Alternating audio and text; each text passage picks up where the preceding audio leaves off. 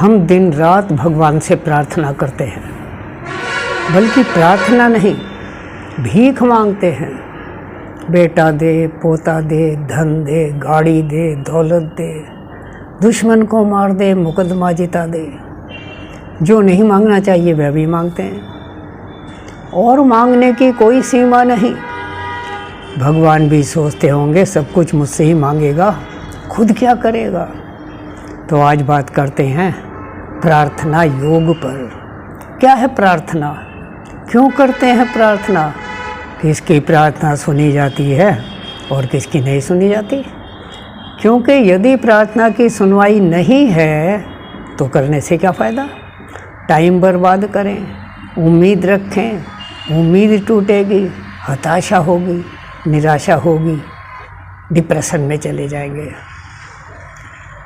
तो जैसा कि प्रार्थना शब्द के अर्थ से मालूम होता है कि प्रार्थना अर्थात अपनी अर्थ प्राप्ति के लिए प्रयत्न करें।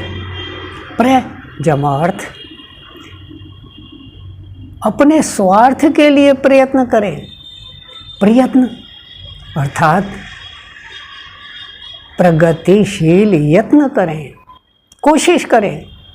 जब हम किसी काम को करने के लिए कोशिश करते हैं, लेकिन कोशिश थोड़ी देर के लिए करते हैं तो सफलता नहीं मिलती।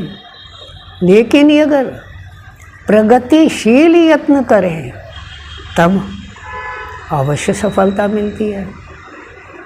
जैसे मैं हिलूं डुलूं, उछलूं कूदूं चलूं, गति करूं, शायद अपने गंतव्य तक नहीं पहुंचूंगा। लेकिन यदि मैं प्रगतिशील यत्न करता हूं, बराबर यत्न करता हूं, गति मान रहता हूं, तब अपने गंतव्य तक अवश्य पहुंचूंगा।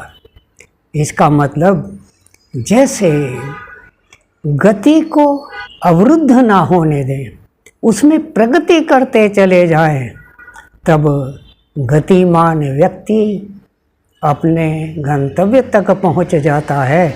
ठीक उसी प्रकार जब अपनी स्वार्थ सिद्धि के लिए लगातार प्रयत्न करते हैं तब सफल होते हैं।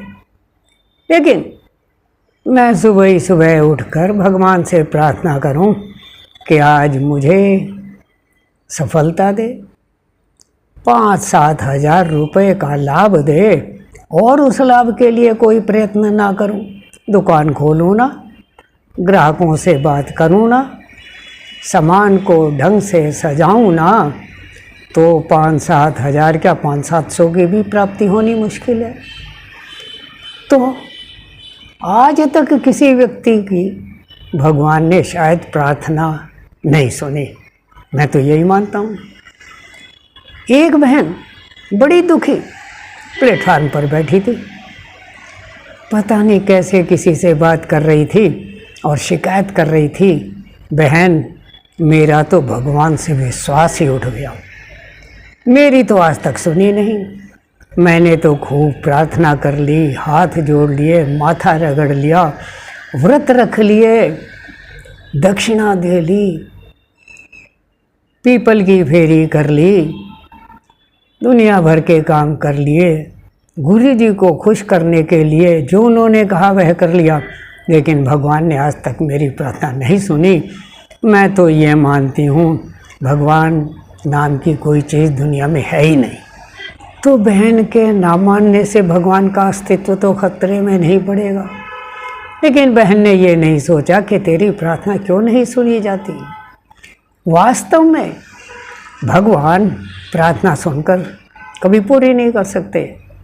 मैं बबूल का पेड़ बोऊं और भगवान से दिन रात प्रार्थना करता रहूं कि इस पर आम लगे, इस पर सेब लगे, भगवान एक आम नहीं लगा सकता। पेड़ बबूल का बोया है तो कांटे ही लगेंगे, तो फिर प्रार्थना करने का क्या फ़ायदा हुआ। जब जो मैं करूँगा वही फल पाऊँगा तो भगवान से प्रार्थना करने का क्या फ़ायदा। एक बड़ी बात।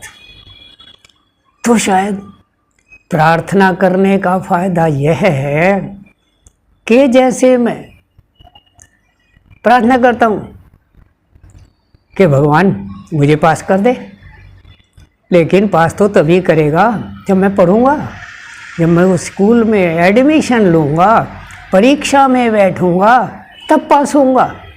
और अच्छे नंबरों से पास कर दे तो सुंदर लिखूँगा, याद करके हर प्रश्न का उत्तर दूंगा, इसका मतलब अपने कर्तव्य को पूरा करूँगा तो भगवान उत्तम फल ही देगा। तो प्रार्थना करने का अभिप्राय यह है कि अच्छा कर्म करूं, फिर अच्छी आशा रखूं। प्रार्थना करने का फल यह है कि मुझे प्रार्थना से पता चल जाता है कि क्या मुझको चाहिए, क्या उत्तम चीज़ों की उम्मीद रखनी चाहिए। तदनुसार उसी प्रकार भरसक मैं प्रयास करूं, शारीरिक रूप से, मानसिक रूप से, सामाजिक रूप से, चारित्रिक रूप से, तो अवश्य सफल होऊंगा।